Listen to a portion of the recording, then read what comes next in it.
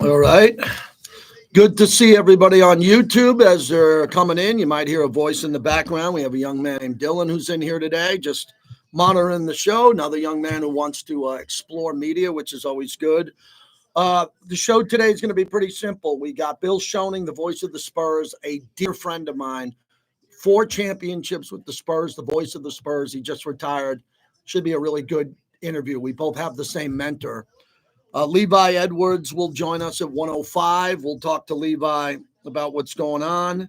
And that's it. Other than that, anybody who calls me today, I need in the box, in the chat, who we drafted. Now it's time to step up because Shedeur is a real possibility. The heat around Shedeur is not Raider related. That's going to be the monologue. The heat around Shedeur are the Giants and the Saints. So if the Giants and the Saints are fighting for Shedeur, and we're right in the middle, right? The Giants pick 3rd, the Saints pick 9. The Raiders are in this conversation. So it's either thumbs up with Shedeur or thumbs down. I take it personal when people give the thumbs down to a kid who's a good kid. He's a good kid. Don't start buying into this bull crap that he's got a silver spoon. How dare you? My kids grew up. I paid for college. They don't have a silver spoon. Okay? Kids don't have silver spoons unless they're super elite. They grew up on helicopters, not going to class, going on yachts, partying, showing up at concerts, not having any worries in life. That's not Shedeur Sanders. And then this Derek Carr stuff's getting real, man. I went all in defending Derek. I can give a shit if people don't like Derek Carr or not. I care about Derek. I like Derek Carr. He's no longer a Raider. He will come back for decades as a Raider. I'm aware of that. You should be too. So show Derek Carr some respect. Okay? He played his ass off for everybody. I saw that guy play through injury after injury after injury. Period. He's a warrior. Okay? If things are going sideways now in New Orleans, all right, we'll report on it. Oh, and then the Aaron Rodgers. Bobby, we got to keep an eye on Aaron Rodgers. He was on McAfee, and he just trashed the Jets. Which we got to find some sound on this. Let me see if there's any sound here. Dylan, what's your take on Aaron Rodgers? I think Aaron Rodgers should just retire at this point. Should retire. I don't agree with you. I think he's got something left. I think that the issue is when you don't want to build that rapport with your receivers and go to OTAs, it makes it hard when you're going into the season. You're kind of learning on the fly. You're trying to build that rapport and chemistry. Okay. And I felt like that was the biggest issue this past season in New York. It wasn't like he was awful, but you could clearly see that the rust that he had accumulated from those injuries, Father Time is undefeated. Father Time's undefeated, but Father Time was not undefeated for Tom Brady. That is true. Right? But also... And Father Time's not undefeated for LeBron James. That is true. Right? Those are two pretty big names. That is true. Yeah. I will say, as someone who, the Patriots are the family team on my mother's side, the injury that he suffered in 2008, Brady was like 31 at that time. Mm-hmm. Rodgers, when he suffered that Achilles injury 2 years ago, he was near. Yeah, he was. I do feel like Rodgers still has something to tank in the right system with the right playmakers. But given that he suffered a debilitating injury at that age, yeah. Here we go. Where the Raider Nation has come to sound off and react for over 20 years. You can be able to hear. If you just turn that over, you don't have to put it to your ear. Just turn that over. You'll probably be able to hear some of the stuff. JT the Brick Show. Right. Yeah, we'll just leave it there. Yeah, they're good. Studio. Raiders bring a blitz. He takes him off the middle, and he's wrapped up from behind. Max Crosby. Your silver and black home to sound off for over 25 years. Open at the 35, racing to the 20, 10, touchdown Raiders. And now, here's JT the Brick. Wow, we are 1 week away from the NFL draft. Welcome in, everybody. Where's everybody on my YouTube channel? They're on the radio. Let's go. JT the Brick YT. Come on into the studio. I have a young man named Dylan in studio with me today. He wants to get into radio, and I always like to mentor young people and say, come on in, watch the show, see what we do here. Maybe you'll like it, and maybe you want to get into the business, so I welcome in here. We got a unique show lined up today. So here's what I'm doing. I'm all about the draft. If you're going to call me in the next week I need your number one pick. That's it. I don't care about your third round pick. I don't care because he's not going to be the third round pick of the Raiders. You get it? Now, if you say in the third round we need a wide receiver, amen. I'd love that phone call. Don't give me a third round receiver who's not going to be there. That's bad radio. People do a lot of bad radio this time of year, man. A lot of bad radio. They start doing 7-round mock drafts. Who's going to be the 31st pick in the first round? Nobody knows. Stop that. It's terrible radio. I just want to do great radio. And the only way to do it this week is I need your pick at number 6. You've been all over me for 5 years. You have beaten me up. I feel like I've been beaten up by Ali, Pacquiao. You've been peppering me, punching me. You've been blaming me for the draft. I didn't draft Cleveland Farrell. I did not draft Tyree Wilson or Damon Arnett. I did not do that. And the people who did that are good men who no longer work here and are going to get big jobs somewhere else. They decided to draft those guys. We missed a lot, but we didn't miss on Max Crosby, right? We didn't miss on, I don't think we missed on Aiden O'Connell. I thought that was a great pick. 4th round pick, quarterback, Aiden O'Connell. He's playing like a 2nd round pick, maybe. But you see all these quarterbacks coming out now? They can't play as good as Aiden O'Connell. That's a good pick. And then you start looking at some of the other names that have been around. Malcolm Kuntz, other players. Jacorian Bennett. All right. How's A.J. Cole been? Pro Bowler, right? There's been good draft picks. But overall, in 3-2-1, since the Raiders have moved to Las Vegas, they haven't done well in the draft. Man, that's some real Captain Obvious stuff, huh? You want to go through the list? I don't even want to look at it. I don't want to look at the list some of the years in Oakland where we had good people making the picks. Okay, I don't want to look at some of these picks. Fabian Washington, DJ Hayden. I go back in time to some of these picks. Oh, my God. What were we doing? What were we doing? We passed on Aaron Rodgers and Ben Roethlisberger. How would the Raiders look? We have to nail the draft. We have to nail it. What is nailing it? It's an A or an A-. No C. Can't have a C. Now, the good news for John Spytek, who seems to be really good at this and really excited about this, John Spytek already made a trade for Geno Smith. I think that's a pretty good trade. I will say this on record, and I could be wrong, but people clip my show. They like to clip it. There's some websites that clip my show without my permission. But all right, let me just say this. 5 years from now, there's a really good topic. I just came up with it. 5 years from now, who's going to be a better selection for the Raiders? Devontae Adams, after we gave up a 1 and a 2, or Geno Smith? Oh, that's a great topic. 5 years from now, if you're guessing, and you look at the history of the Raiders 5 years from now, what's going to be a better pick? They were both traded. We traded for Devontae, 1st and 2nd round pick. Devontae couldn't get out of here quick enough. Devontae was just in the park across the street from my house the other day. Great human being. Everybody should love Devontae. Great guy. He just didn't want to be a Raider anymore. So he's out. Geno, I don't know if Geno's going to be here 2, 3, 4 years. I don't know. But let that sink in for a second. This is what's been going on around here. Big, bold decisions and trades. So am I leaning any way? No, I'm leaning Ashton Genty. I believe that if the Raiders secure Ashton Genty with the 6th pick overall, they can control the ball.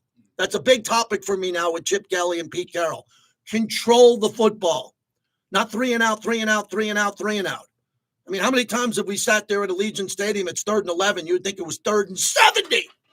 3rd and 11. All we got to do is run a 6-yard route or an 8-yard route. No, we just throw it away or we check down Charlie. We're the king of the check down here. No more check downs. Geno throws to the marker. Jim Plunkett once told me in a private moment, I never threw underneath, only to Marcus Allen. Well, you throw underneath to Marcus Allen, Marcus is going to maybe make a shake and bake and get you the extra yard. We can't do that around here.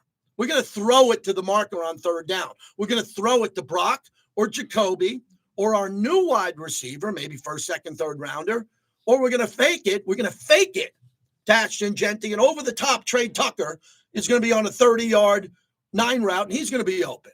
The offense, I want to control the ball. I want the drives to start at the 25 and go the length of the field for 7 minutes. I want Max Crosby to rest. I want Max on the bench. not playing defense, but when he comes in there fresh with Christian Wilkins, Malcolm Kuntz, and Adam Butler. That's the philosophy of this team if they want to win.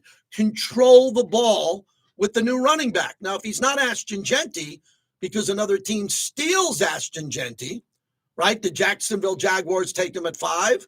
Well, what happens if the Bears go, oh, my God, we can have Caleb Williams? They got a brand new offensive line in Chicago. Brand new, 3 new guys. What happens if Chicago goes to the Jaguars? We're going to give you 2 first-round picks. We're going from 10 to 5. We want Ashton Genty. Oh, boy. Oh, boy. Then maybe we trade back. I don't know. That's John Spytek, man, looking at his board. It was probably a really good board. Here's the other big thing, which I love as a topic because I love good radio. Shador's in play. I told you I nailed this topic. I nailed it. I told you a week before the draft, which is what about now, 10 days before the draft, the Shador Dion, they'd start getting the news out. Shador's great. He had a good workout. Ooh, the Giants are flying in again? What do you mean the Giants are flying again? They were just here at the workout. How are the Giants going to take the private jet over the mountains into Boulder again?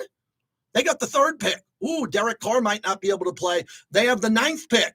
They might want to trade with the Raiders at 6 to get Shador. Well, why don't we take Shador if he's so good? If the Giants want Shador, if the Giants want him and the Saints want him, why don't we want him? We've been looking for a quarterback since Carr. Oh, it's getting good. And right here, a shout out to my R-Lads guide. Just came in, the R-Lads scouting service. Look at this beautiful Bible. Every player, I'm day 1 into it. I'm on page 22. I'm talking reading the whole thing. Remember, I read Game of Shadows twice, the big book on Barry Bonds cheating, and I read the Warren Commission. You know the Warren Commission, JFK getting shot? I read that in college. It was this thick, if you can't see my hands. So I know how to read, man. I don't read often. The last book I read was the life story of Geddy Lee, which I read. That took me a while. But this, our Lads Guide, I'll have it finished by the weekend. Because next weekend, don't bother me. I'm going to AC/DC. I'm at the Raider draft party on Thursday night. Man, Friday, I'm anchoring the draft with Eric Allen on Friday. So don't get in my way next weekend, man. Next weekend's draft AC/DC. But I'll be around this week, and I'm ready to go. Oh, and thanks to the Aviators, they invited me to $2 beer night. They know I can walk to the Aviators game, so my good buddy in town and son, we're going to go to $2 beer night. Oh, boy, at the Aviators tonight because they invited us. Thank you, Jim Gemma. And on top of that, beautiful baseball, 6:30 at night, early start. Have you ever been to $2 beer night? It's like something you did in college. Like you come around a corner, and there's like a bunch of coolers, and you take a $5 bill, a 5, because you always tip. Remember, we're Vegas, we tip. You give the guy or gal $5 and they give you 2 cans of beer. It's a pretty good deal. And it's right there at Red Rock, so you can walk over to Red Rock, grab a cab or an Uber. But the main reason I'm excited about the show today is coming up momentarily is Bill Schoening. Bill Schoening, I can't wait for this interview. 24 years, the voice of the San Antonio Spurs. A dear friend of mine. We have the same mentor. My mentor, who I wrote my book about, The Handoff, was about Andrew Ashwood. Andrew Ashwood hired Bill Schoening to be the voice of the Spurs. So we are interlocked like brothers through media, and he's retiring after 4 championships with the Spurs. 4 out of the 5. He called every single game. He never missed a game in 24 years, and he called every game of the big 3, Duncan, Parker, and Ginobili. So I am super excited to interview him. Levi Edwards, who has a new roster breakdown of the Raiders, very in-depth. I looked at it and I said, we got to get you on to go through this roster. I need to know what the Raider roster looks like before the draft. Okay? Who's on this team? Who are the new guys? Who are the old guys? Who are the backups? Who do we got going in? I don't know this. You know, I don't know every single inch of this roster. Levi does. So he's going to be here joining us later. And really the big thing, as I talked about Genty and Shador, the topic for today, and I'd like you to call in at 702-365-9200. What is the Raiders' biggest need? Now, that might sound low-hanging fruit. I apologize. But it's only important this time of year. This week, it's the most important topic. because I wake up and everybody's buzzing my phone at 4:30 in the morning. They don't realize I live out west, and people are busting my phone at 7:30 Eastern time going, are we trading Colton Miller? Are we getting rid of Colton Miller? Oh, my God, are we getting rid of Colton Miller? I don't know if we're getting rid of Colton Miller. Colton Miller's contract is coming up. He's been a hell of a player. Hasn't been to the Pro Bowl. Ooh, wait a second. Hasn't been a Pro Bowler? I thought he's played like a Pro Bowler. I think the toughest position to go to the Pro Bowl in is left tackle. I really do. If you look at it, it's the most important position other than quarterback. So if Colton is like the 10th best left tackle or 15th, I thought at one time he was top 4 or 5. What John Spytek has to figure out now is Colton Miller worthy of a new contract? I think Raider Nation believes yes. We love Colton. But I don't know what the price is. I don't control the budget. So if John Spytek says, yeah, we think you're worthy of a new 2-year deal or 3-year deal, here's the money. Or if John Spytek says, no, Colton's best years are behind him because he's been banged up, we can get someone else. Very risky reward situation. I like Colton. I think you're a better team with Colton Miller, but I'm not the GM. So with that topic, I'm not going to take a lot of calls because there's no need to panic on Colton Miller until we have something concrete on this. But, I look at some of the headlines and what's going on here with Colton Miller, and I think you got to wonder overall what's going to happen with him, because if we move Colton Miller, if we end up trading Colton Miller, we do not have a better person in the building to play left tackle, period. Now, if they trade for someone who they think could be as good as Colton Miller, that's one thing. That's interesting to hear. But if they're able to go find someone around the league, it's going to be tough to top Colton Miller. Tashawn Reed of The Athletic. Raiders left tackle Colton Miller hasn't been participating in voluntary OTAs and wants a new contract per source. Miller is going into the final year of his deal and is set to make $15.6 million. Las Vegas has about $42 million in cap space, according to Over the Cap. Jeremy Fowler had this first. Jeremy Fowler and Tashawn Reed and Vic Tafer and everybody's kind of chatting about this. Where there's smoke, is there fire? Jeremy Fowler wrote, Miller, 29, is a 7-year starter and a 2026 free agent. Las Vegas has not engaged in contract talks with the former first-round pick, which is very common in football. It's very common in football that you're not engaging in a contract discussion with someone who's under contract. We've lost our minds in sports. Someone's got 2 years left on the deal. Well, I want a new deal. Hell with you. You're not getting a new deal. You got 2 years left. Now, if you're Max Crosby, we'll make an exception. If you're Mad Max, we'll give you 2 years out. We'll give you a new deal. Everyone in the NBA wants a new deal. No. You're under contract to play for a team, Jimmy Butler. Oh, Jimmy Butler wants to quit. And we're going to send him to the Warriors? That's insanity. How do you think the Lakers and the Trailblazers and the Kings, who lost last night, what a surprise, were feeling the day Jimmy Butler, who was bad guy, bad behavior in Miami, gets moved to the Warriors, and everyone's like, wait a second, he's under contract for 2 years. Not 1 year, 2 years. And Jimmy Butler says, no, I want to get paid. I want my 3rd year to be paid starting now.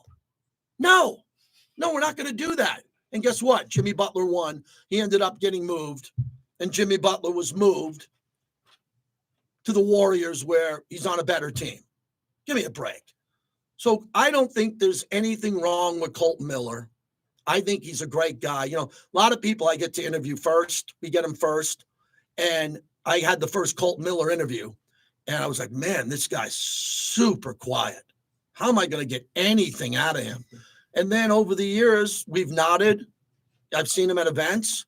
I've talked to him a few times. He's a very private guy who's a great guy. Colton Miller's fantastic. He's a Raider. Once a Raider, always a Raider. So, when I look at what Colton Miller's done for the team, you're going to learn a lot about this new regime and what they're doing, because they're in a situation now where the new regime is going to say, we like them or not. And if they do like them, they're going to keep them here. And if they don't like them or they don't love them, maybe there are some other options. Often from time to time, I say big boy radio. The difference between us and some of the podcasts that don't have radio shows are very good. The difference between our show and a podcast is we're on the flagship of the Raiders. We have rules, okay? We deal with the coaches and the players one-on-one. We're in the building, most of us. So we don't go rogue. We don't start saying players suck who are in the locker room. We don't say players' contracts aren't worthy of that when we have to look them in the eye. Very, very different. Very different scenario going forward.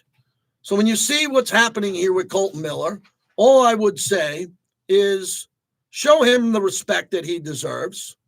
Show him the respect that he deserves. And we'll see how this plays out. But I look at the whole situation here, and I wonder out loud what's going to happen with him down the road. And I hope he's here. So if you want to get through today, and we're excited about the show, and we're really excited to talk to you here as we're ready to go. And we're fired up to talk to Bill Schoening as we're getting his voicemail, which is remarkable right now. We'll wait for him to call in, and I think we got a call or two lined up here. 702-365-9200. 702-365-9200 if you want to get in, and we'll get going, and we'll roll, and we'll get an opinion. Is that Bill? Wow. So as I said, Bill Schoening's a friend of mine. He's one of the people I respect the most in the history of sports broadcasting from his stellar career, 24 years with the Spurs, 4 championships. He recently announced his retirement. Bill, from the bottom of my heart, from my wife and I, congratulations on everything. Thank you, JT. It's been quite a ride. I'm not quite through yet. I think I'm still going to pinch hit here and there on some football and some baseball maybe down the line. But, for the most part, as far as full-time broadcasting is concerned, I'm 66 years old. I feel great physically. Mm-hmm. My wife just retired. She wants to travel a lot. So there are a lot of different reasons why I'm hanging them up right now, at least from a full-time perspective. Well, Bill, let's start in the beginning of your broadcast career, even before Texas football, everything you've done. Tell everybody how you broke into broadcasting as a young broadcaster. Well, like a lot of kids, I grew up in Philadelphia, loving the radio back in the 60s, listening to Top 40 during the day and then ball games at night. And I really wanted to become a play-by-play guy. At a young age, I was like 10, 11 years old, listening to the Phillies games on the radio. So it was a dream of mine from a young age to do this. And I've been very, very fortunate to work my way up, starting in high school and then small college. I was at Sam Houston State for 6 years, doing football and basketball and a little bit of baseball, but also covering the prison system there in Huntsville, Texas. So as you know, JT, in small market radio, you can't just do sports. You got to do some other stuff. So I spun some records. I covered some news. There in Huntsville, I covered 29 executions because lethal injections were going big time there in Huntsville in the 80s. So I was doing play-by-play on Friday night and then maybe covering an execution on a Sunday night. It was really weird. But anyway, I got my big break in '89 when I got a call to go to KLBJ in Austin, Texas. And that, of course, is the flagship station for, at the time anyway, the University of Texas. So I got to be on the Longhorn Network for 12 years, doing football, basketball, and baseball. Thought I was going to retire as the voice of the Longhorns. It's such a great gig. But the Spurs kind of made me an offer I couldn't refuse in 2001. Our mutual friend, Andrew Ashwood, the Gorilla, had a lot to do with that. Mm-hmm. He was kind of the backbone behind the whole thing happening. So I'll forever be indebted to the late Andrew Ashwood for helping create this opportunity for me. So very, very fortunate. 24 years with the Spurs. You mentioned 4 championship rings. Also, I was healthy enough to never miss a game. So I was pretty proud of the fact that I showed up for work every day. Yeah. Bill Schoening joins us, dear friend of mine. I'm celebrating his retirement from the Spurs because he's just a brilliant broadcaster and even a better friend. You mentioned Andrew. So before you got hired, I was coming in early in my career, and Andrew heard me on the radio, and he would start bringing me into San Antonio to do remotes. And I was there for the Memorial Day Miracle, Avery Johnson shot. I mean, my history in the Alamo Dome before and what was happening before you came in there, I got a feel in San Antonio for how passionate the Spurs fans were in a smaller to mid-market that didn't act like that. With that great group of fans, the baseline bums, the ones that would fill the upper deck of the Alamo Bowl before the new arena, you come in and you get a chance to call every game of Duncan, Parker, and Ginobili, every game, and those 4 rings. How blessed were you for that? Incredible. It was just an amazing time. And not only were they good guys and they played together, it was the brand of basketball they played. And back then, JT, and I got to tell you, it's different now.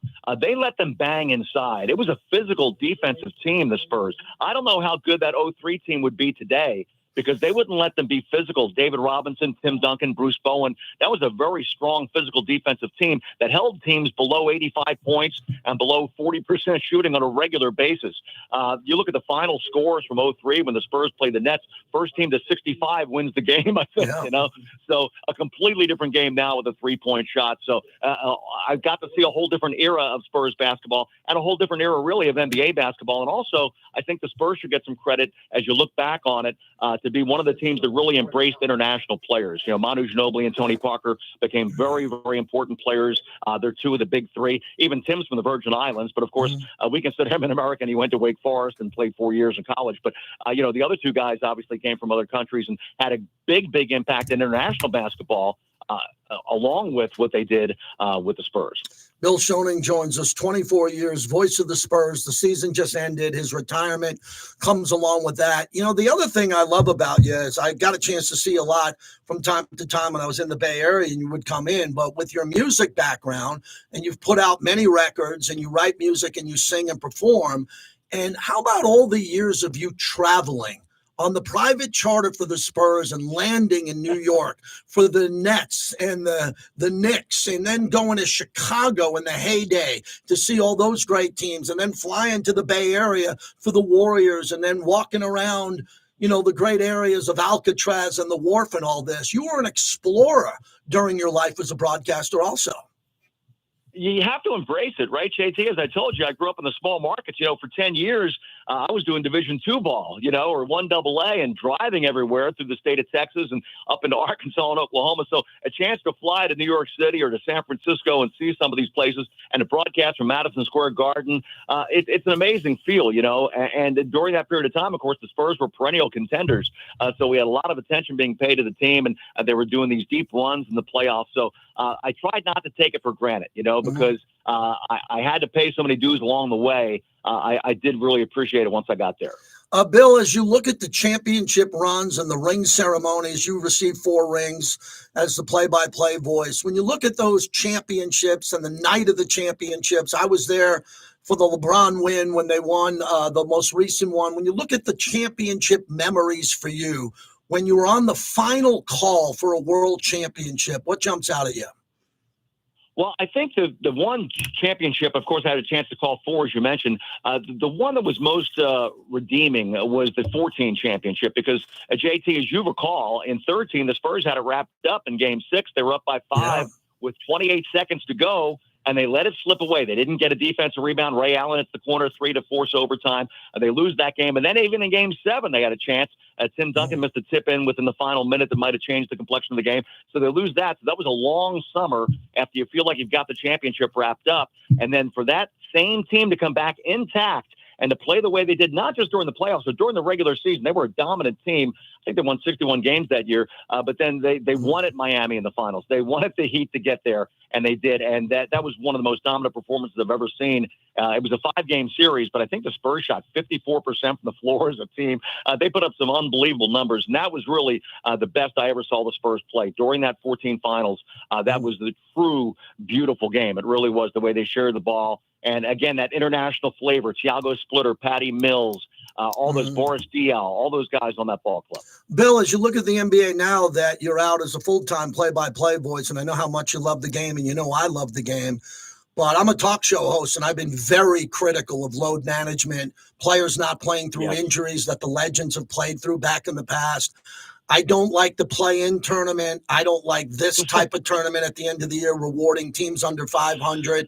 Are there some things about the NBA that changed over your 24 years? Because I know you're a pro on the air, but some things that you think the NBA kind of got to concentrate and get right going forward?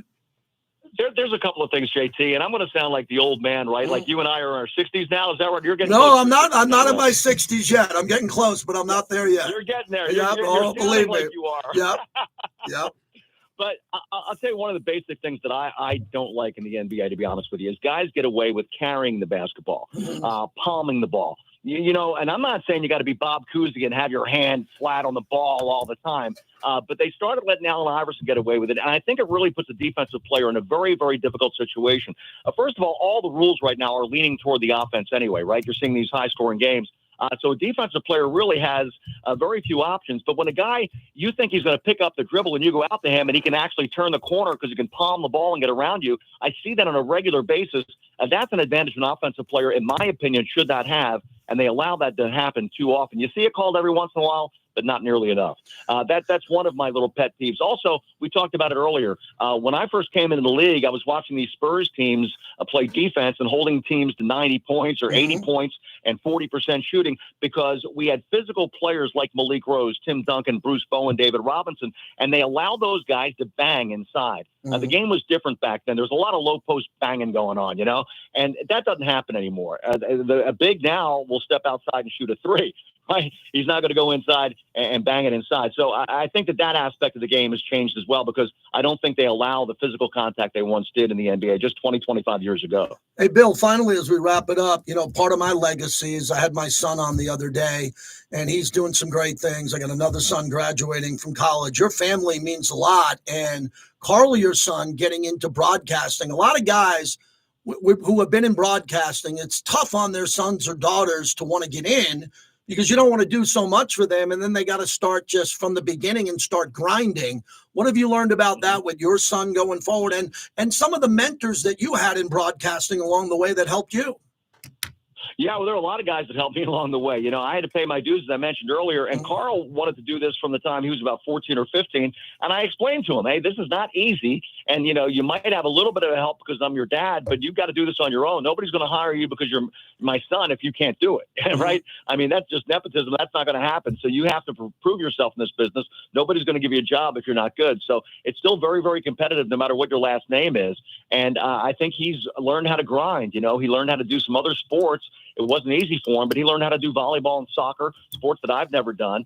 So now he's the UTSA guy for ESPN Plus. He does men's and women's basketball, softball, baseball, as I mentioned, soccer and volleyball. He's doing the University of Incarnate Word, a small little Catholic university there in San Antonio. He does all their football on their ESPN Plus package. So, and he does the Austin Spurs as well, color and play-by-play.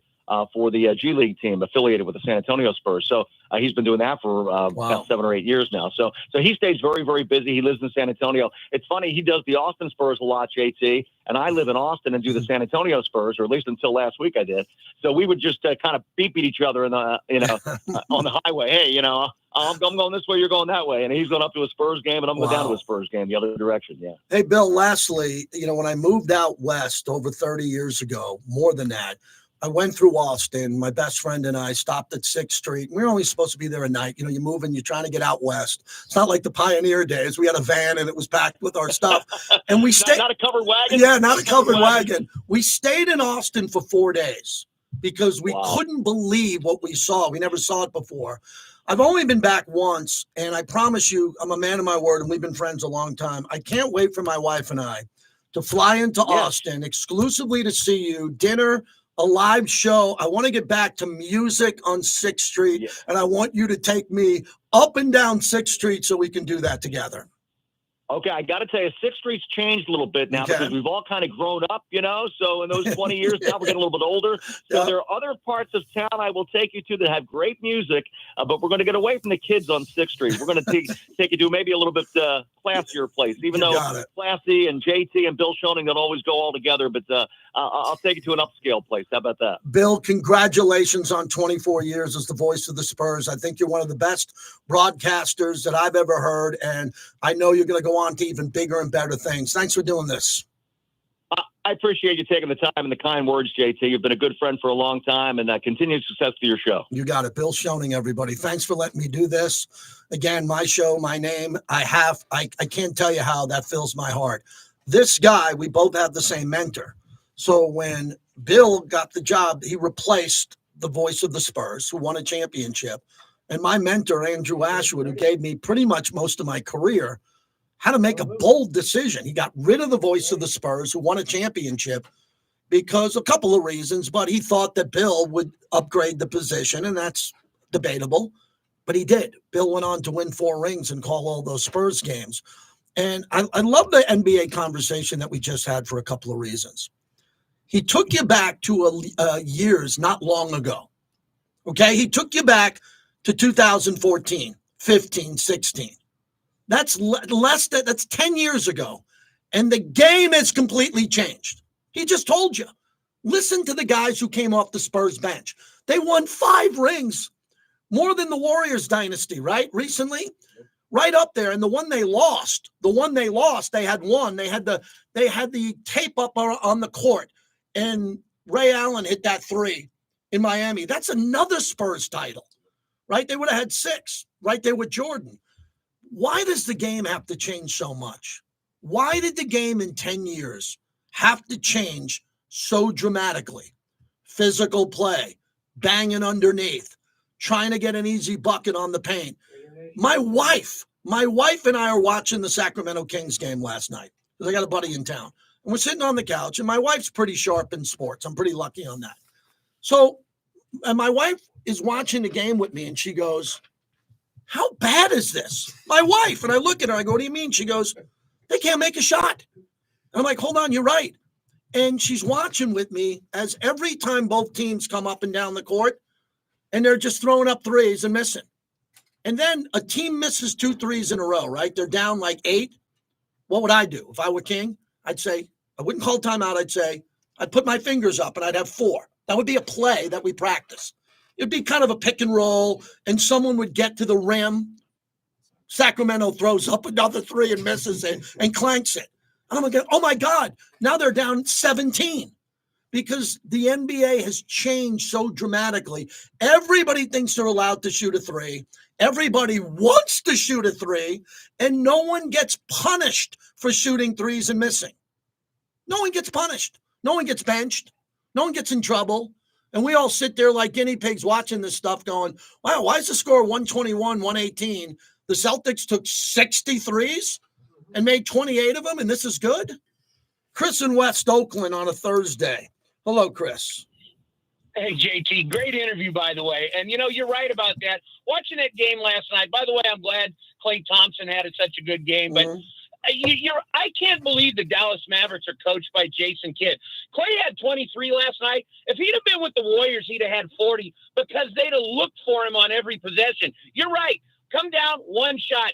They made some shots last night the Kings missed, but the Warriors have ruined it. Steph Curry, everybody's thinking they can shoot 3s, but people forget during that great Warriors run, especially when they had Durant, the Warriors for 4 straight years led the league in 2-point baskets, not just 3, because of the way they moved the ball. Teams don't move the ball like that anymore. They just come down and jack it up. And one quick thing before I get to my NBA playoff talk about what the guy said about the Spurs. I think you're 100% right. I don't think they get mentioned near often enough when you talk about the great teams and great dynasties. Tim Duncan, listen, if you remove the names Shaquille O'Neal and Tim Duncan and just put their career accolades side by side, Duncan wins across the board. More championships, more MVPs, more points, more rebounds. But I guess he didn't dunk and he didn't talk crap, so nobody remembers that. And one final thing, in that one loss, as great as Greg Popovich is, his fundamental mistake as a coach, refusing to foul up 3, not once, but twice in 10 seconds, and having Tim Duncan out of the game, gave up an offensive rebound and a 3, or they would probably have 6 rings, and maybe the narrative would be different. This year's playoffs, man, look, I'm looking forward to the playoffs, especially we get deeper into it. The play gets much better. I think the Boston Celtics are going to repeat, else permitting. I'm not a believer in Cleveland. I don't believe a team with Donovan Mitchell. While he's a really good player, I don't think he's going to be the best player on a championship team. Boston's going to cruise through the regular season, and health permitting, I don't see anybody beating them. Coming out of the West, that's a crapshoot. I'm not completely sold on Oklahoma City despite their great regular season. You got to show me you can do it in the playoffs. Gilgeous-Alexander loves to live at the free throw line, but a lot of those fouls become non-calls in the playoffs. Yep. I'm going to go up to the box here, JG. I'm going to say the LA Clippers are coming out of the West, provided Kawhi stays healthy. They've got the defense, they got the wide open. A month ago, I would have said Denver until they fired Malone 2 weeks before the regular season came to an end. So I'm going to go the Celtics over the Clippers. Hey, it's a crapshoot, but, I think there's 3 or 4 teams. I love my Golden State Warriors. They're a legitimate third scorer and another big piece away. I think they beat Houston, but that's as far as my beloved Warriors go. They just don't have the size. This isn't 2016. You're not going to win a championship when your biggest player on the court is consistently a 6'7" Draymond Green. But I'm ready for the playoffs, my friend. I'll call you next week. Hit the draft card. Yep. Have a good weekend, Thanks, friend. Chris. I'll talk to you later. Appreciate it, Chris. Thanks for listening to the Bill Schoening interview and following up with that. Man, that was 36 minutes of uninterrupted sports talk radio. Where do you get that nowadays without having 8 guys clapping and wearing costumes and acting silly? We can do sports radio in this town, Vegas. We don't need to add 15 people in the studio. We can do a one-man show with a great long-standing producer and pull this off with a couple of interviews, and you at 702-365-9200. The monologue brought to you by PTs. They fuel the monologue 5 to 7, midnight to 2, the best happy hour in town and the home of the Vegas Golden Knights playoff run. You want to go watch hockey? No one does it better than PTs. They'll have all the games on. They're a proud partner, and Vegas is going for a Stanley Cup. Let's hope they get there. Levi Edwards at the top of the hour on the Raiders roster going into the draft. Caught what we do at our best. 1 second. Yeah, we went a little long, but that's good. That was awesome.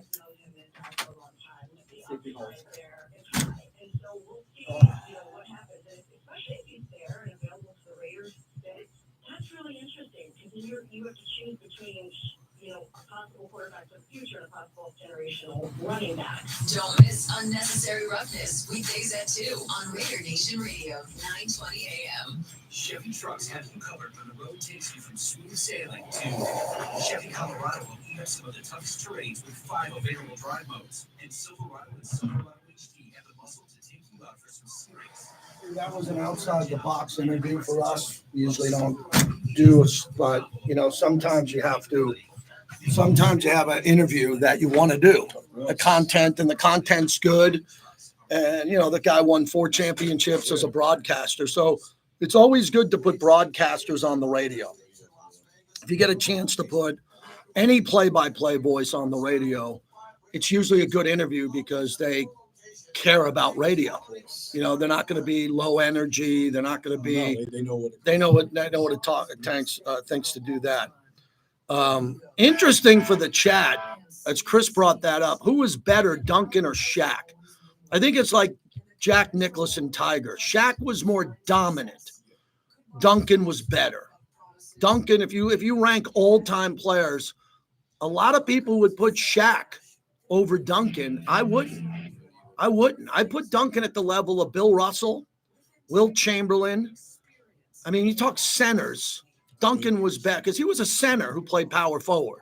Remember, Duncan, people forget, Duncan came in as a center. He played the 5. Yeah, they had David Robinson. So when he came in, he played the 4, but he was a 5. And then, when they brought in all the players. So, a lot of people say Tim Duncan's the greatest power forward of all time. It would be Duncan, Karl Malone. A lot of people remember LeBron played a lot of 4 in his life. People think of LeBron as a 2, a 3. LeBron played the 4 a lot. He was down on the low block, getting buckets in there. Bird's considered a power forward, right? Yeah, more small forward. McHale was the 4. I mean, a good example is McHale was legendary, and I put Duncan better than McHale. That's not a disrespect to McHale. McHale was great. I'm still pissed off about that freaking drop 30 years later. Which one? Duncan? Yeah. We were trying to take the get. I'm a Celtics fan. You're a Celtics fan? My grandfather went to college at Holy Cross with Bob Cousy and Tommy. I know Holy Cross. See, my son's telling me to talk NBA. My son's in the chat. He's smart. You know why? Because my son realizes the most important thing today is the NBA. Because the playoffs are here, but we super serve the Raiders. But I'm a talk show host. I do a lot of Raider talk, man. Steve Kerr. You got any questions, just ask me along the way. Yeah. You know, when you get into radio at a young age, you got to think business. You just can't think of radio. You got to think of business. I hear the constant advertisement. Yeah. Are you a WrestleMania guy? Growing up, I was. I've been getting back into wrestling. Good. Bobby, I didn't know I had a really, really, really good wrestling contact. Former producer of mine, Johnny the Juice Russo, he reached out to me yesterday. I'm just not a wrestling guy. I just don't down talk it. I don't mind people. I can't go to a wrestling match. But you were a huge wrestling guy. In the 90s. Right? Yeah, I wasn't in the 90s or any time, but I didn't realize how big this is going to be. I mean, well, WrestleMania. this is reportedly going to be the biggest event ever in Vegas. I find that hard to believe, but I'm not. Yeah, how do you find it hard to believe with 2 nights at Allegiant Stadium? The revenue just alone. But they don't play the Super Bowl 2 nights. Yeah. Yeah. U.S. It's a playoff game, even though, it disappears into the ether, as we all know. There's no record of it, but it's a playoff game. And, I tried to downplay it a little bit before the game, but we desperately needed to win this game and get 4 days. Our guys have been basically playing knockout games for about 3 weeks, and one high-level game after another. So to get this one, took 83 games, but we're right where we want to be, which is, back in the playoffs. And we've got a chance. Maybe most importantly, we get the time to rest and prepare, because these guys need that desperately right now. Give me a break, Steve Kerr. The team would be nowhere without Jimmy Butler. And you had nothing to do with Jimmy Butler. Steve Kerr had nothing to do with Jimmy Butler. Pat Riley allowed Jimmy Butler to quit and should have suspended him for the entire year. Okay? If I was king, if I was the owner down in Miami, I would have suspended Jimmy Butler with pay for the entire year. I would have said, go kick rocks. You're done. That's what I would have done. Am I the bad guy? No, I wouldn't allow a player to quit on my team, a team that's won multiple championships in a major market, Miami, with a Hall of Famer, Pat Riley, and their owner, Mickey Aronson, just got into the Hall of Fame as an owner, and they let him go. They let him go because now Miami's in the playoffs. And how about Miami? They won their playing game without Jimmy Butler. That's got to feel pretty good. JT, back with you. We'll get to the Raiders talk with Levi Edwards at the top of the hour. When it comes to the pressure of the NBA this postseason, all the pressure's on Oklahoma City. That's it. There's no pressure on the Celtics. They've won. There are multiple dynasties. Give me a break. Celtics can flip a switch. Is there pressure on Cleveland? Yeah, a little bit. If they play the Celtics, that'll be a good matchup. There's pressure on Tom Thibodeau. If the Knicks don't win, they should fire his ass because he can't get them to the next level. Get rid of him. He's a terrible offensive coach, and he can only coach defense. I want someone who can coach offense and defense. How about that? And then when it comes to the Lakers and the Warriors, their fans believe they're going to win because of the Lakers and Warriors. It doesn't work that way. But the reason why the Lakers and Warriors might win is because of the immaturity of Oklahoma City and Houston. So I'm going to pick the Warriors to get by Houston. I think it's going to be a tough series. Draymond is going to get a technical and thrown out of a game. Steph's going to win a game on the road with a 3. They're going to win a game in San Francisco. It might come down to 7 games. I'll go with them. I think the Lakers will win in the first round. But Oklahoma City put up numbers this year like the Spurs and the Jordan Bulls and the Kobe and Shaq Lakers. They were dominant. But it's different in the playoffs because they swallow the whistle more. You don't get fouled as much. If you're playing under a minute to go and you're Oklahoma City in a big game, you haven't been there before. You might be a little bit more nervous. You might turn it over playing the Lakers or the Warriors because you just are in awe of Steph and LeBron. So there's a lot of that going on here. And I don't know exactly how it's going to play out, but I'm going to watch all of it. And as I said early this week, are there any fans out there? This is important if you want to go on the YouTube chat, or this is good for X at JT the Brick. Are there any NBA fans who are so disgusted with the NBA regular season, but watching the playoffs? Yeah, gamblers. They're called gamblers. Gamblers are always there. You have degenerate gamblers who make no money, lose. They put their marriages and their kids and lives in jeopardy because they're degenerate gamblers and they can't pass without betting on a game. They have to have action on a game and they're broke. Those are degenerate gamblers. Then you have sharp gamblers who try to make a living at gambling. Dirty secret, almost none of them can because it's too hard. And they throw up balloons and banners when they go 54% on the year.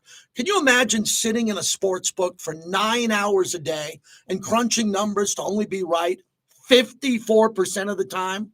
What about the 9 hours you spent out of the 54%?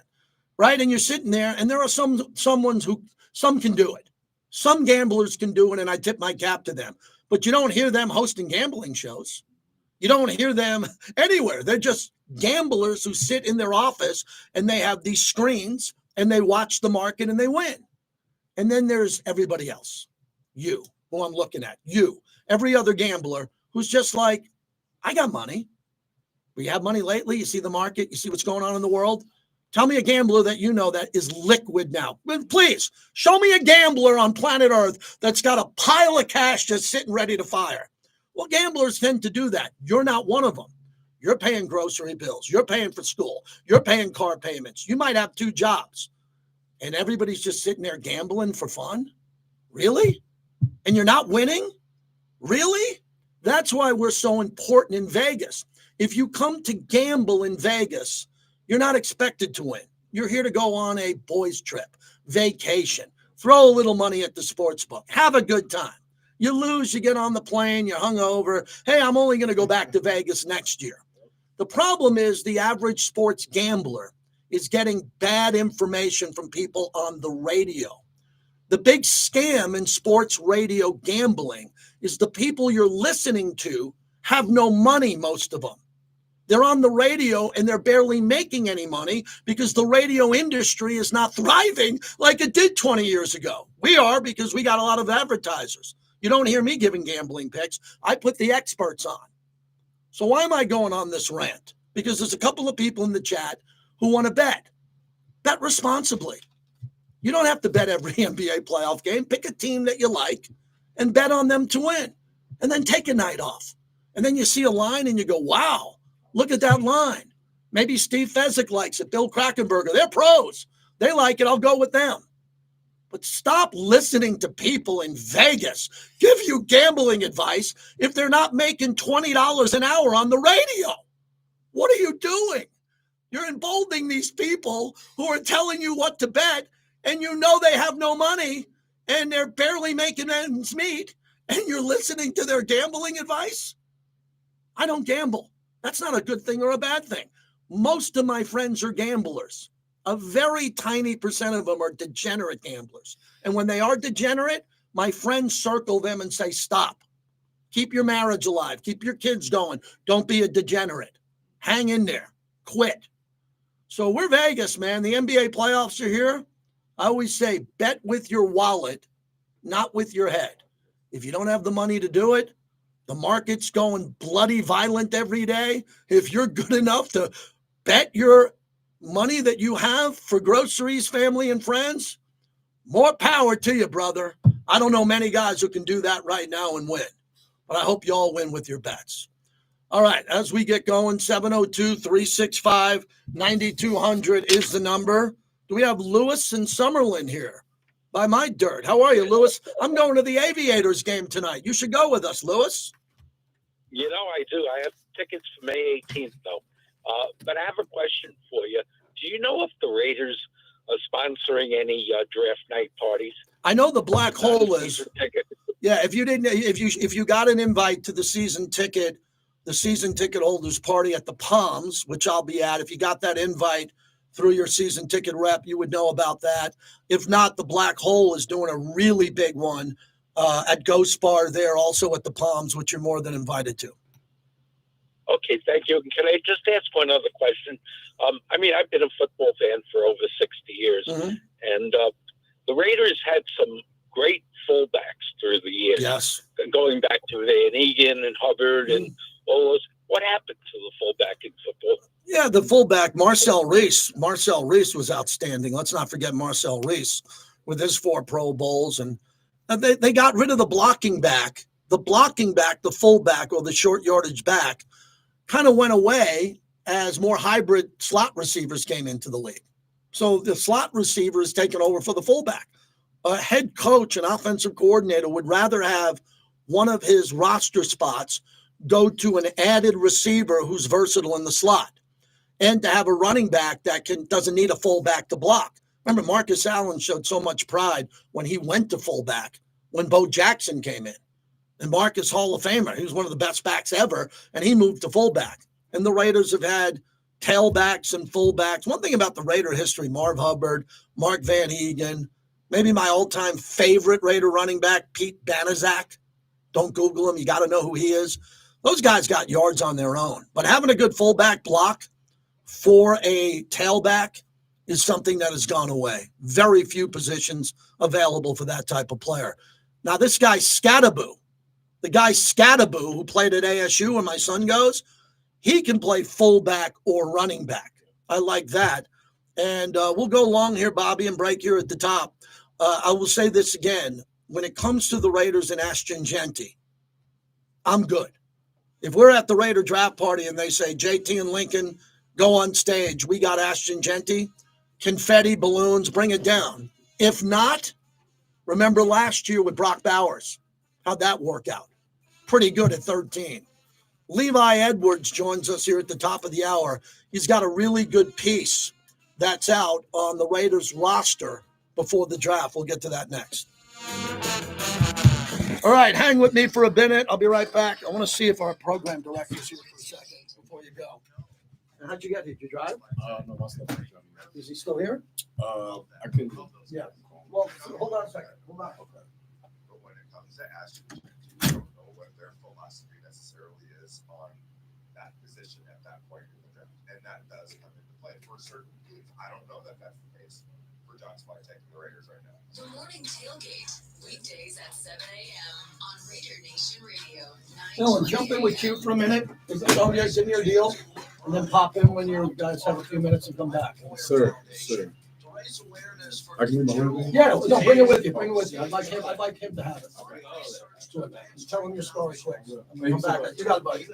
Yeah. All you gotta do is visit your local Raising Canes to donate to a really good cause. Yeah, nice kid came in studio today, referral, and is looking for a job in radio. Now I got him with you. What's that? Yeah, good. Okay.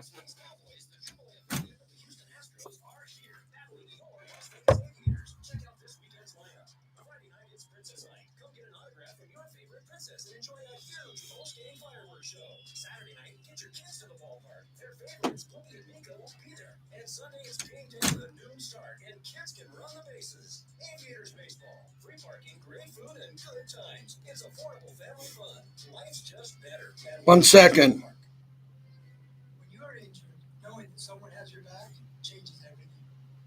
Our family has spent over 3 decades fighting and pursuing justice for the injured. What's up going on here in the chat, man? OG Raider fans here.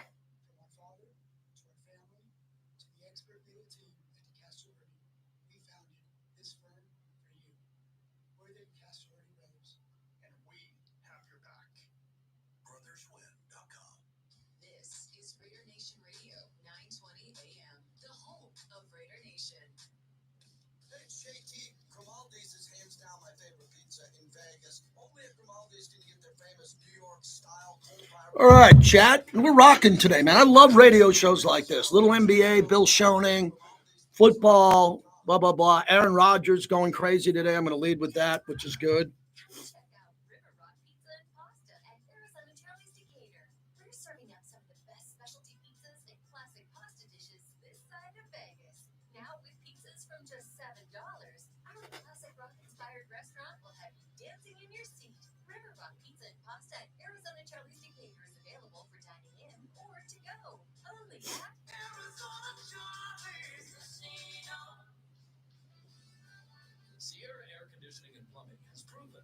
Solve problems quickly, completely, and affordably, which is great. But we also like to prevent problems before they happen, which saves you money. so you can live your life comfortably and without worry. And the way we do it is with the Savings and Maintenance Membership, or SAM plan for short. For $16 a month, you get 4 yearly visits, a 15-point cooling system tube, a 15-point heating system. All right. What do we got here, Adam? I'll take Alex. What are you talking about? Celtics in 6, Lakers in 7. Did the Dodgers win last night? Anybody know if the Dodgers won last night? Anybody? Did the Dodgers win last night? Mm-hmm.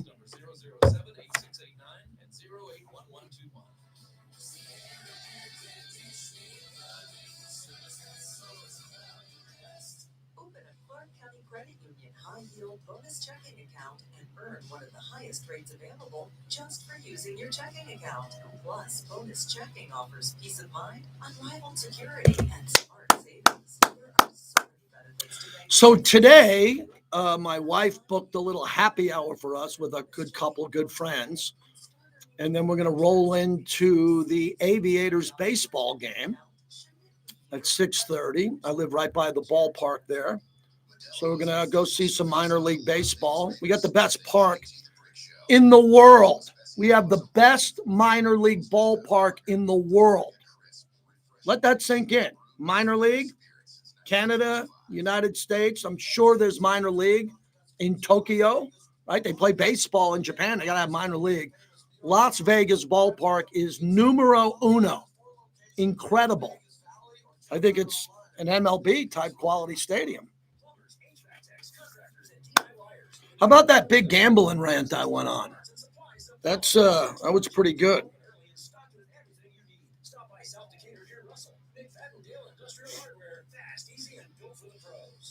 Gaming is the official and exclusive local casino partner of the Las Vegas Raiders at Allegiant Stadium. Bring your friends. What did the stock market do today? Let me see. The stock market down 539 points. Every day, the stock market gets murdered. Murdered. Now, do I think it's going to go up again? Of course I do. Of course I think the stock market's going to go up again. The amount of money people are losing the last 100 days is so violent that the elderly who live on that income, maybe some retirement money, young people who are putting money into their 401ks for the first time, guys like me in my late 50s who really like my 401k, we are all getting slaughtered. Slaughtered. And you can read into any bullshit you want about tariffs, the market, this or that. This is all man-made. This didn't need to happen. It's happening now. And we're all going to have to live with it. So I'm not here to talk right side politics, wrong side. I could care less. I tell Bobby, if the United States president was a giraffe, an actual giraffe, I'd be fine. I never care who the president is until you start taking my money away at large chunks on paper. And then don't give me any bullshit. Oh, it's a great time to buy. No one has any money to buy. Even the hedge funds don't have any money to buy. Okay? Who do you know that has money to buy the stock market now? Do you have any friends who are sitting with 40 grand in cash who are going to pounce on a stock? That's garbage when I hear that. Main Street America to elite America to people who are hurting, who are not in the stock market, are all hurting right now. And it's all going to get better. I just don't know how long it's going to take. So if it takes a year, okay. If it takes 6 months, bravo. But if the market did great for the next 6 months, we'd still be down for the year. This is a violent stock market crash, not correction. It started when you're down 500 points a day, 1,000 points a day, because there's no leadership. No one understands what's happening because no one understands tariffs. This isn't about Trump or Biden or anybody. No one understands tariffs. And Wall Street doesn't like uncertainty. Wall Street likes quiet consistency. So even good companies aren't going to hire now. Even bad companies aren't going to hire now. A lot of people are going to lose their jobs for no reason. And a lot of people, I care more about the elderly, the people 75 years and older who look at their retirement and need to survive on it, are getting their ass kicked. That's not good. All right? That's what we talk about. Trust the process. I'm not a big trust the process guy. Show me results, Big D. Show me results. See, you get something on the YouTube channel you don't get on the radio. I would not say this on radio. Back in 30.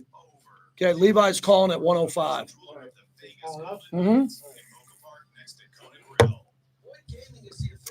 I think he's got a really good column out here I want to get to. You go to Raiders.com. Visit their 10 casinos across the valley. Don't let the game get out of hand. Please bet responsibly. Sound off, Raider Nation. Join GT the Brick weekdays from noon to 2 p.m. for the most interactive talk show in sports talk radio. RNR 920 AM KRLD Las Vegas. Welcome back to the JT the Brick Show, brought to you by Grimaldi's Pizzeria, home of the famous New York-style coal-fired brick oven pizza.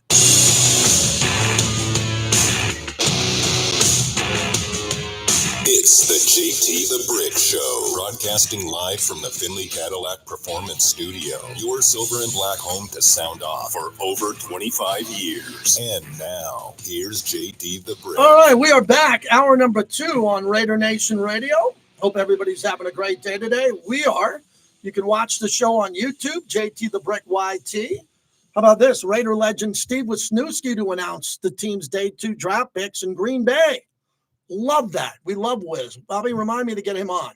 Let's get him on to talk about that. That is a really big deal.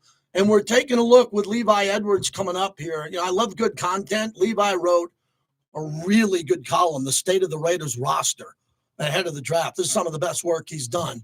So he's going to join us here in a few minutes. Kind of like a cheat sheet for us all on what the Raiders are going to do. First hour was really good. We had Bill Schoening, the voice of the San Antonio Spurs. He just retired.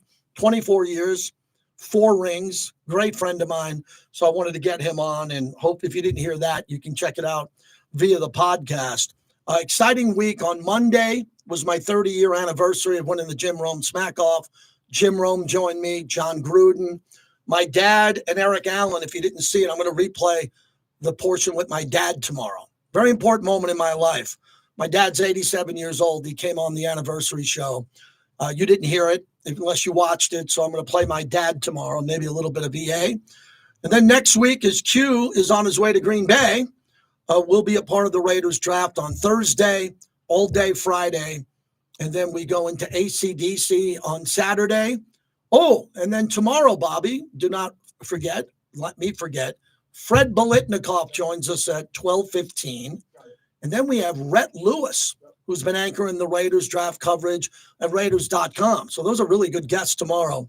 Freddie B's got his golf tournament Monday at Dragon Ridge. If you go to Biletnikoff.org, I think there's maybe 1 or 2 foursomes left. You got to buy a foursome, man. You play golf with the legends who all come in for this.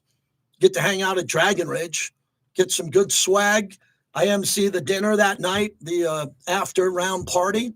That's going to be a lot of fun, and all your money goes to a great cause in memory of Tracy Biletnikoff. So that's coming up on Monday. I was very honored that our team at Coaches versus Cancer asked me again to MC the opening night of Coaches versus Cancer with Lon Kruger. And then, Bobby, on behalf of Mike Ditka, I'll be flying in to MC in Chicago. Mike Ditka's Gridiron Greats.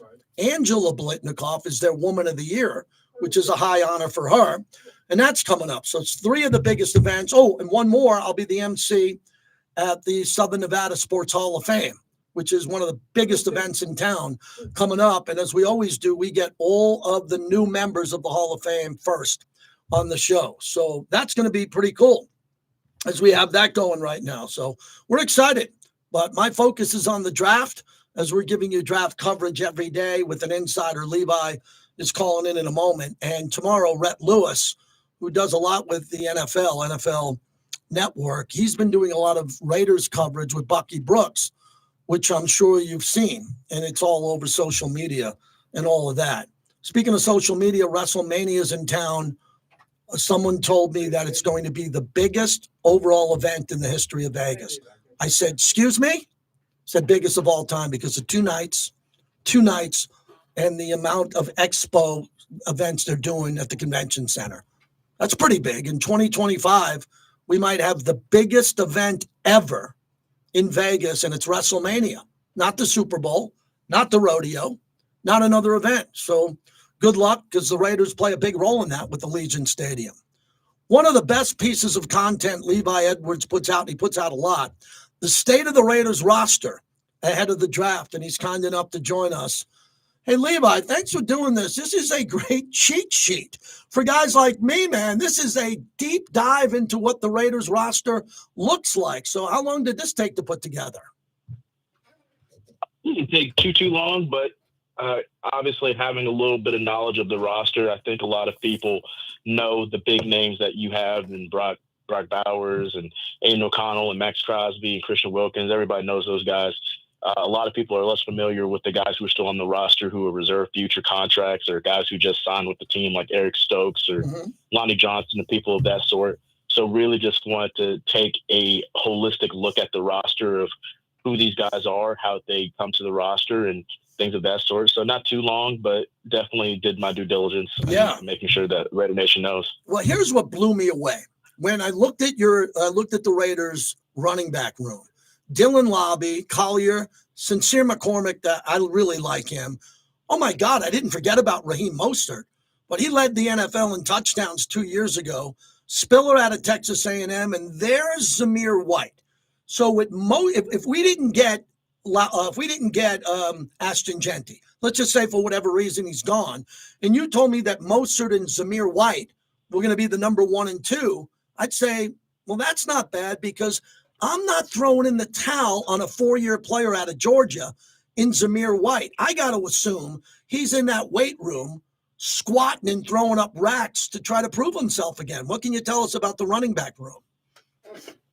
Well, absolutely. You know he's already in the gym working out and he's doing his thing, because no matter what, whether the Raiders decide they want to go with a running back in the 1st round or the 5th round or wherever they decide to take one, you still have Zamir on this roster, and he is a capable starter. I think more than anything, you bring in Raheem Mostert, who's like a true veteran, true veteran who's going to come in. He's going to know the system. He has familiar with Chip Kelly, true OG. And not saying that Zamir hasn't had that since he's been in the league, because he's been around like guys like Josh Jacobs and Amir Abdullah and Brandon Bolden. He's been around some veteran guys, and he's been able to take some things here and there from those guys. But having another guy like Raheem Mostert, who is not only a veteran guy, but is very knowledgeable of this system that you're now about to be playing in, that's huge. So I think that that's only going to help. And I think that Raheem is going to help any other of those running backs within that room. You have a lot of guys who have had carries over the last season, and, they're going to be expected to have to compete for their jobs. We've heard that word compete a lot lately.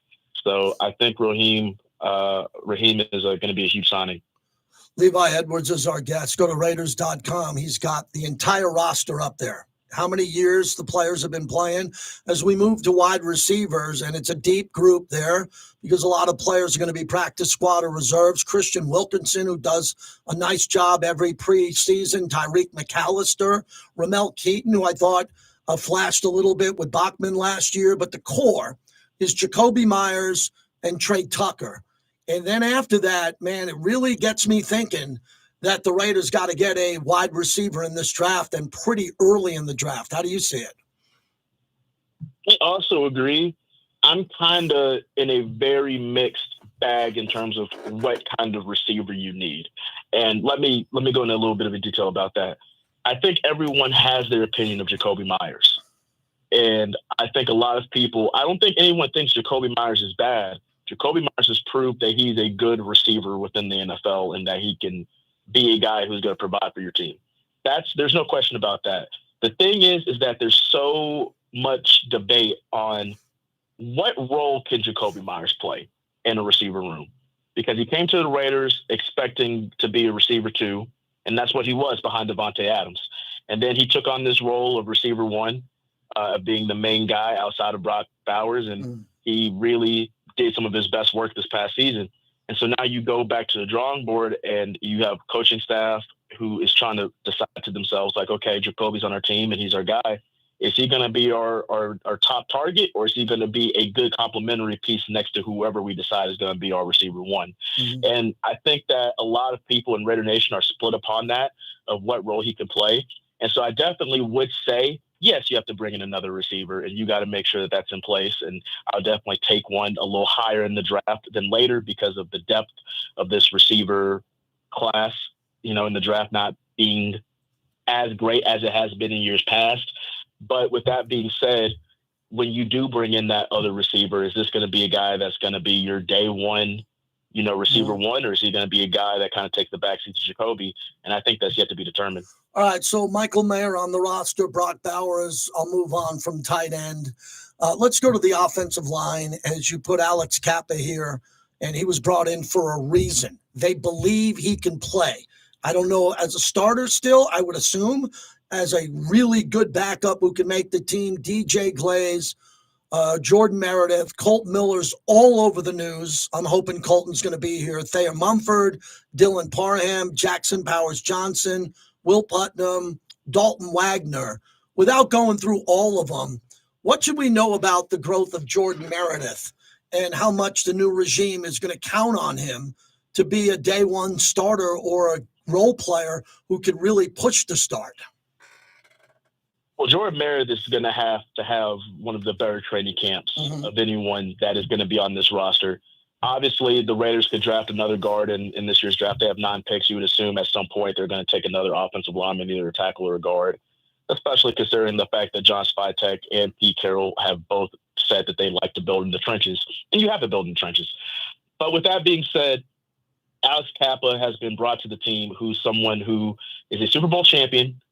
John Spytek was with the Bucs when they brought in Alex Kappa out of Humboldt State. And then on top of that, he's a guy that has started multiple games with both the Bucs and the Bengals. So he's a guy who's a proven starter. And John Spytek has told us that he brought Kappa in to expect him to compete to be the starting guard. He still believes that Kappa is a starting guard. So if you're Jordan Meredith and you are the team starting guard as of right now, before this regime comes in, what do you have to do to keep your job?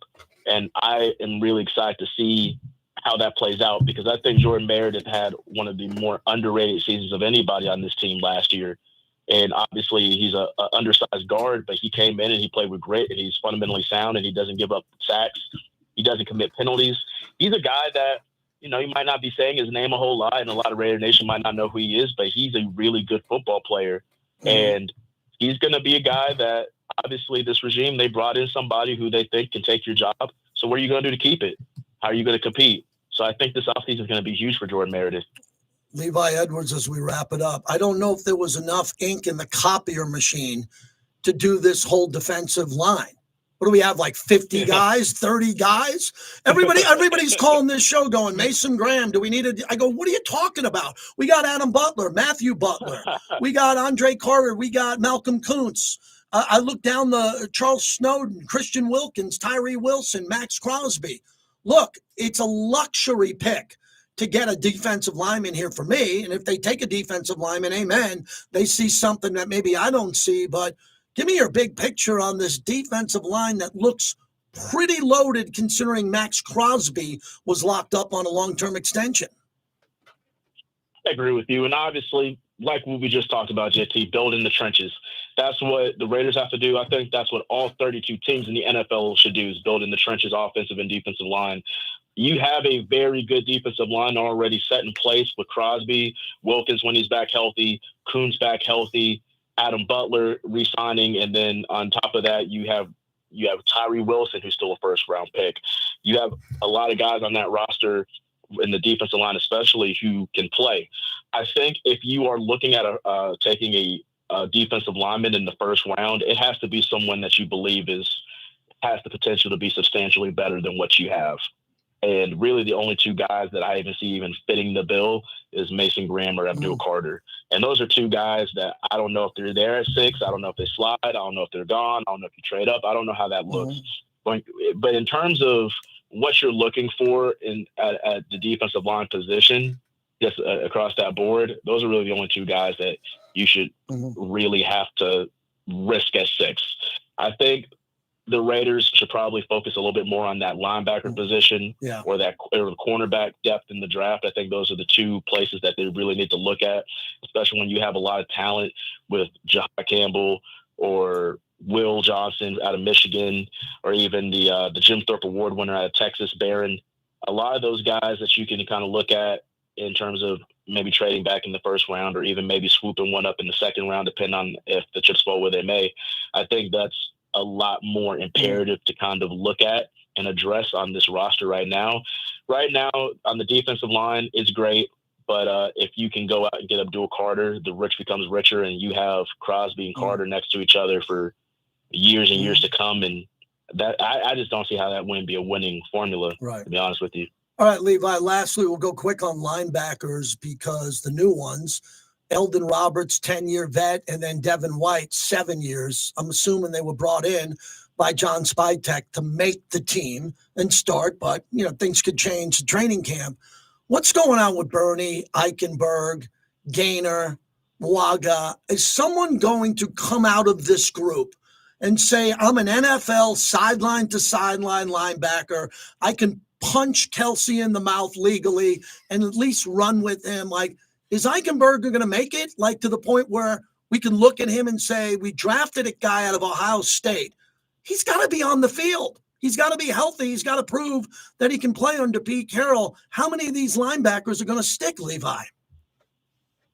It's going to be very interesting because we're not even accounting for the linebackers that they're more than likely going to bring in either through the draft or through, undrafted rookie free agency. So there's going to be some more linebackers that are going to be on this team by the time we get to training camp. There's no doubt about it. When you look at those two guys you named in particular, Eichenberg and Bernie really came on the scene late in the season. I really liked what he showed. As a rookie, he was more of a special teams guy, and he went in sparingly, but was still looking like he was trying to figure some things out.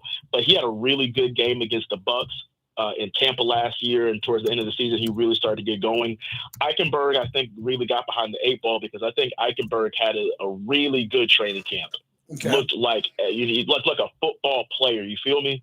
He definitely went out and balled, and then he got hurt. And I think throughout the season, he was still dealing with nagging injuries that prevented him from either being on the field or giving his all on the field, or really trying to work into the defense and out of just being a special teams guy. So really this offseason, like I said, for Jordan Meredith, is going to be huge for Tommy Eichenberg as he's trying to make this team. I think Amari Burney, I think he has all of the physical tools to really kind of showcase what he can do, on top of the fact that you brought in another linebacker coach who I think is going to really be able to gel with him pretty well. So when it comes to sideline speed, like you were talking about, JT, I think Amari Burney has that.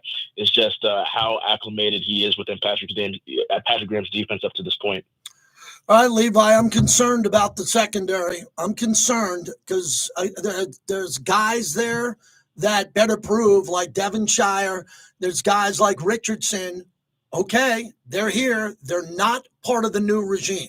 So Pete Carroll and John Spytek are looking at him. Patrick Graham knows him, and they're saying, okay, which one of you guys are going to play? It looks like Jacorian Bennett, Jeremy Chin, okay, and then Isaiah Palomalo with the contract extension. I don't know. I'm going to take it from you on Eric Stokes and these other guys that you're seeing now in the building on who's going to stick here. Yeah, so I really love how you brought that up with the secondary. So I'm starting to see a trend with what Pete Carroll is trying to do and what Spytek is trying to do, because they both essentially did the exact same thing in different locations. They like your big press up in your face corners, and they like your big long safeties that can have sideline to sideline speed and knock your block off. That's what they want. And Jeremy Chin can do that. Lonnie Johnson is that, 6'2", 215. Jacorian Bennett, kind of a little on the shorter side, but, very physically imposing. He can press. He has speed, all those things that they want. So they're really, and Isaiah Palomalo, obviously 6'4", 215, 220, long, rangy safety. Like, literally, they're building out what they want in that secondary. They want these big, long, athletic guys who are going to knock your block off. That's what they want. And so when you look at how they're trying to build that through free agency, you have to assume that they're going to continue to do that through the draft as well. So when you look at these corners like Will Johnson, who's like 6'1" and rangy and long, and you even look at the kid from South Carolina, the safety from South Carolina, 6'3", 220, ran a 4.3 at the combine.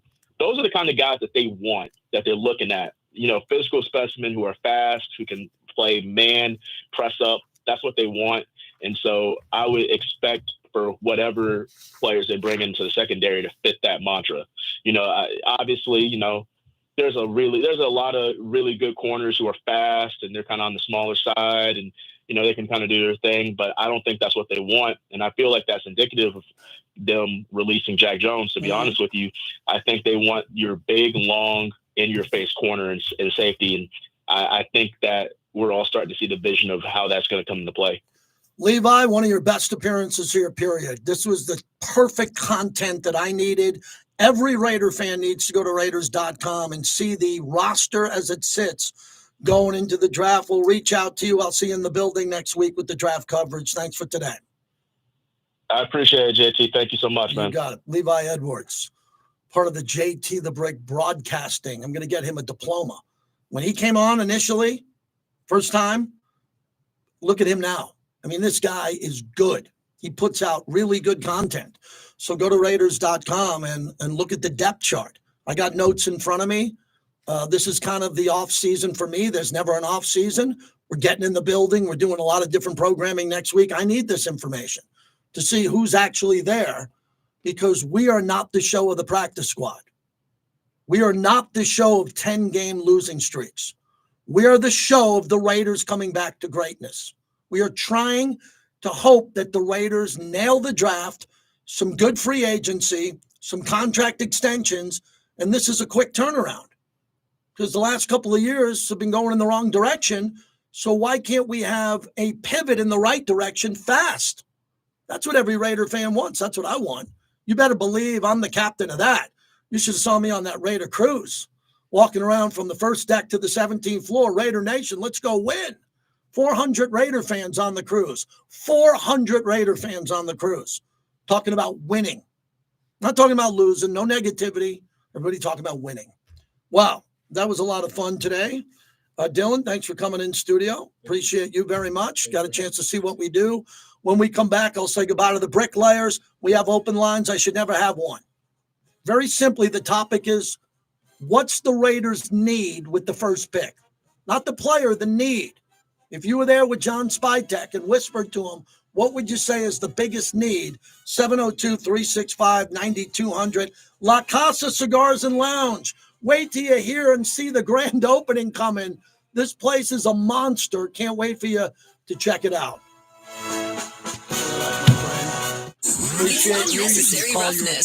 There's no way Pete Carroll, Tom Brady, and John Spytek think they're going to be picking in the top